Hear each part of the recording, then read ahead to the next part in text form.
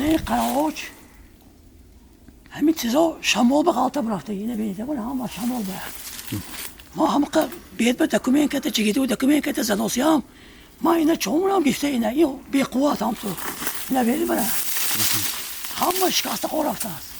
ما اینا چونم اینا من تهمت کداسیان همین زدی گفته. قربانبای باباجانوف میگوید همراه فرزند و اویلش 35 سال باز برای آبادی چندین زمین‌های جزیره قلمرو ناحیه باباجان غفورов زحمت کشیده است. ولی ادعا دارد که بر عوض این زحمت‌ها اداره خواجگی جنگل برای نابود کردن درختان به مقامات شکایت بردند. پرونده اول نسبت پسر خانواده رستمجان باباجانوف با عیب بریدن 12 درخت قراغاچ آغاز شده و بعد تصدیق نیافتنش با همین اتهام قربانبای باباجانوف به جوابگری کشیده شده است. من گناهکار نیستم. من ناراضی تهمت کداسیام گفتم. خواجگی جنگل یه با سن فلشکه آدم که دکازات کردم که آدمی بیگانه بردگی عراقی تصدیق شد به دادم من سفید کشاورز بودم اما قراری سودی برادم. طبق حکم امید حامدزاده دادرس ناحیه باباجان غفورov قربانبای باباجانوف موظف کرد که 40275 سامانی باید جریمه سپارد. دادرس از آغاز مرافعه در ماه ینور سال 2023 تا آخر اجازت نداد که خبرنگار رادیو آزادی اشتراک کند و نظر دیگر جانبها را شنود. مهینه دلیرزاده کاتب مجلس دادگاهی هم روز 12 ایون نگذاشت که حکم دادرس را روزنامه‌نگار نوارگیری نماید. ولی انور باباخانوف وکیل مدافع عائله باباجانوف میگوید عیبنامه در همه مرافعه ها اساس خود را نیافت.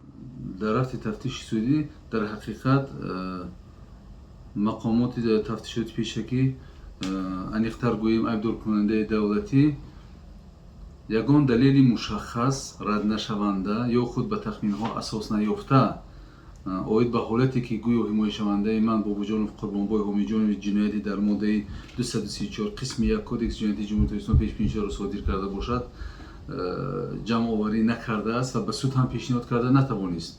بنابر همین طرف حمایت حکم مذکور را غیر قانونی و بی اساس حسابیده با شکایت کاساسیونی نسبت به حکم ذکر شده و سود ولایت سوق مرحله کاساسیونی شکایت پیشنهاد می‌نماید.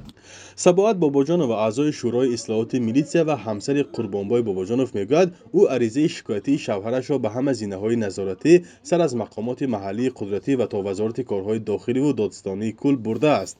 ولی مقامات وجه‌های بیگناهی شوهرش را به این نوبت نگرفتند.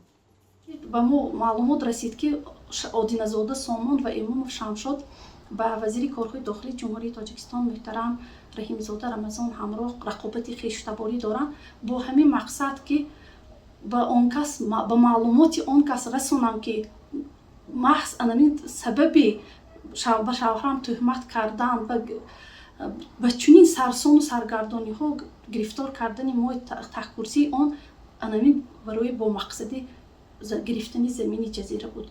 این خانواده ادعا دارد که تا سال 2021 تا زمانی که پرونده زمینسازی به نام سامان آدینه‌زاده و شمشاد اماموف گذرانیده شده است این خانواده قانونشکنی نکردند و یا برای درختبری غیرقانونی جریمه بندی و مجازات نگردیدند. همه ساله با موافقه اداره خواجگی جنگل ولایت سوخت عائله باباجانوف ها شاخهای درختان را میبریدند. موافق معیار درختبری انداز هم سپاریدند. حالا تنها امیدواری آنها از بازبینی عادلانه این حکم در زینه‌های بالایی دادگاه است. فرزان محمدی، رادیو آزادی، ناحیه باباجان غفورov.